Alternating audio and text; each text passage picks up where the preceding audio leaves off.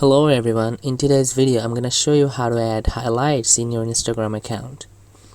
So first you need to go to your Instagram app, and in the bottom right corner click on your profile picture. Here you can see the plus icon. You just need to click on here. Now you can see from the previous stories there are lots of pictures, and you can just select one of the pictures of your previous stories and click on next.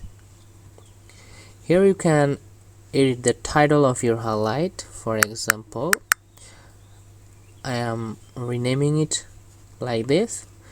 Then you need to click on done. Now here you can see your highlight is added. This is a very simple process. You can simply add highlights in Instagram. That's all for today.